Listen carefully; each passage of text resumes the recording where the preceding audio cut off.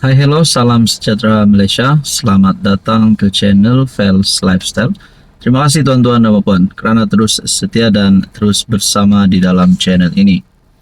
Saudara-saudara yang saya amat hormati, pada tahun 2025, antara detik-detik ataupun antara event besar yang dinantikan rakyat Sabah, terutamanya kepada kepimpinan politik di Malaysia, khususnya di negeri di bawah Bayu, di negeri Sabah.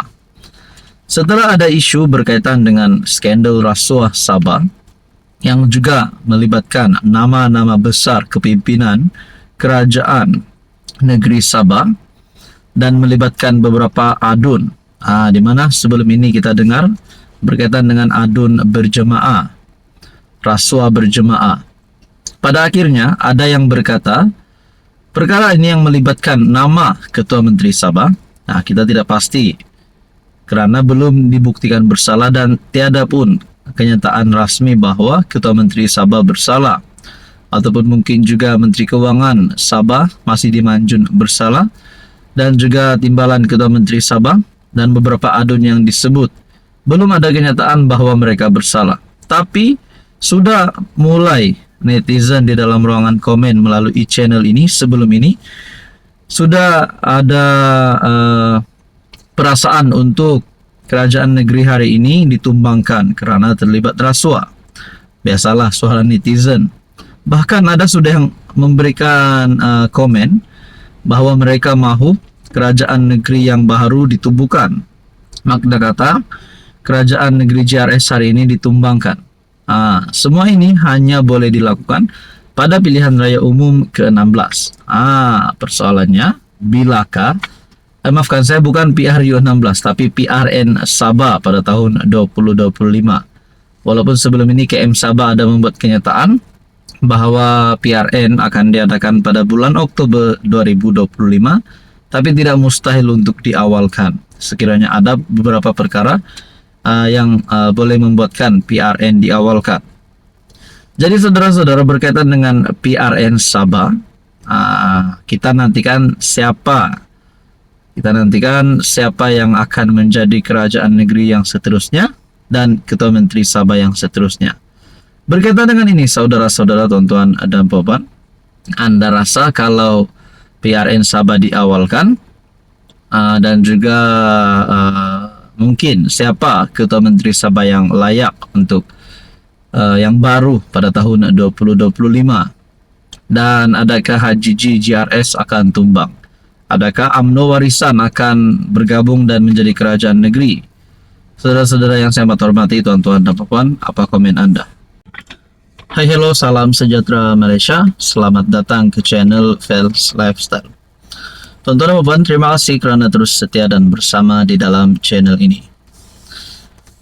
Berita berkaitan dengan titah edendum ataupun titah tahanan rumah Najib Razak yang kini menjadi viral seluruh Malaysia di media sosial, menjadi cerita ramai orang. Adakah Najib Razak mempunyai harapan dan peluang yang cerah untuk bebas dari penjara Kajang dan menjalani baki hukuman penjara di rumah? Berkaitan dengan titah edendum, kepimpinan politik di Malaysia mulai memberikan pendapat masing-masing. Pendapat negatif pun ada, sehingga berkata kerajaan dan Anwar menyembunyikan titah edendum. Tapi pada akhirnya kenyataan-kenyataan ini yang cuba untuk menjatuhkan Anwar dimatikan dengan kenyataan-kenyataan daripada kepimpinan kerajaan bahawa bahkan PMX sendiri ada membuat kenyataan berkaitan titah edendum. Jadi saudara-saudara, ini adalah keputusan terkini daripada AGC yang pasti mengejutkan ramai. Edendum, permohonan gag order, diteruskan hingga ada arahan lain. Kenyataan daripada AGC, Jabatan Peguam Negara, akan meneruskan permohonan mendapatkan perintah mahkamah bagi melarang mana-mana pihak membincangkan isu berkaitan titah edendum yang mengarahkan Najib menghabiskan baki hukuman penjara di rumah. Menurut laporan Berita Harian, Peguam Kanan Persekutuan Samsul Bolhassan berkata, permohonan mendapatkan perintah larangan gag order itu akan diteruskan sehingga ada arahan sebaliknya. Terdahulu, Samsul pada 13 Januari lalu memberitahu media pihaknya akan memfailkan permohonan berkenaan pada 20 Januari depan dengan alasan untuk melindungi institusi diraja. Pada 14 Januari, Menteri di Jabatan Perdana Menteri Undang-Undang dan Reformasi Institusi Azalina Othman Said berkata, tidak sepatutnya ada perintah larangan membincangkan semakan kehakiman berkaitan titah edendum berkenaan. Tiada arahan kabinet. Jurucakap Kerajaan Fahmi Fadzil mengesahkan bahawa kabinet tidak membincangkan keputusan AGC untuk mendapatkan perintah larangan mengenai perkara itu. Tidak dibincangkan. Kabinet tidak mengarahkan Jabatan Peguam Negara AGC, katanya. Ini menyebabkan Naib Presiden MCA Lawrence Low mempersoalkan apakah kerajaan menyembunyikan sesuatu berhubung tindakan AGC itu dan menegaskan langkah itu bertentangan dengan pendirian kerajaan sebelum ini dalam memperjuangkan ketulusan. Apa komen anda? Hai, hello, salam sejahtera Malaysia. Selamat datang ke channel Fels Lifestyle. Terima kasih kerana terus setia dan bersama di dalam channel ini.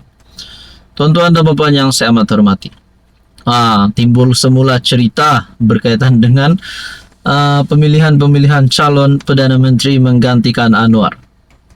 Kita dapat lihat kepimpinan Perikatan Nasional yang telah menyediakan calon-calon Perdana Menteri bagi kepimpinan PN. Antaranya Hadi Awang, Muhyiddin Yassin, Hamzah Zainuddin, Tuan Ibrahim Tuan Man.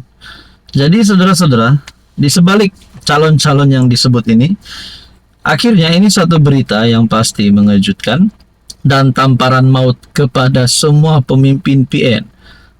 Menurut Puan Zarkashi, adakah mereka ini sudah tiada harapan nak tumbangkan Anwar? Menurut Puan, tiada pemimpin Perikatan Nasional layak jadi Perdana Menteri. Semua ingkar arahan istana.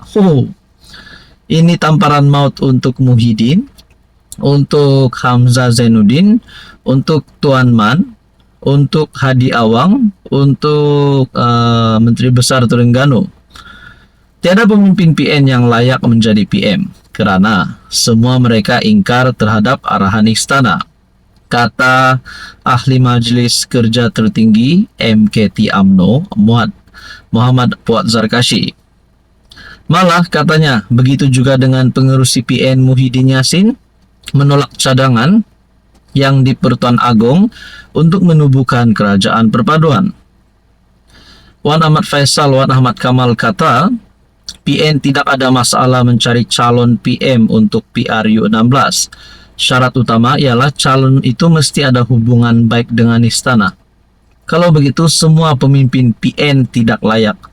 Mereka ingkar nasihat agung jangan mengadakan perhimpunan di Istana Kehakiman 6 Januari lalu. Apatah lagi Muhyiddin. Dia menolak nasihat istana agar sertai kerajaan perpaduan. Bukan itu sahaja, Raja-Raja Melayu menolak cadangan itu. Menolak cadangan dia teruskan darurat dan menggantungkan parlimen ketika menjadi PM, kata Muhammad Puat. Muhammad Puat mengingatkan pemimpin PN supaya tidak sesekali bermain sentimen istana bagi tujuan politik murahan. Malaysia Kini melaporkan Wan Ahmad Faisal berkata, PN tidak mempunyai masalah untuk mencari pemimpin dari parti gabungan itu bagi dijadikan calon PM menjelang PRU akan datang. Kata bekas Ketua Pemuda Bersatu itu, PN boleh mengetengahkan lebih daripada satu nama untuk dipertimbangkan dan ditawarkan kepada pengundi.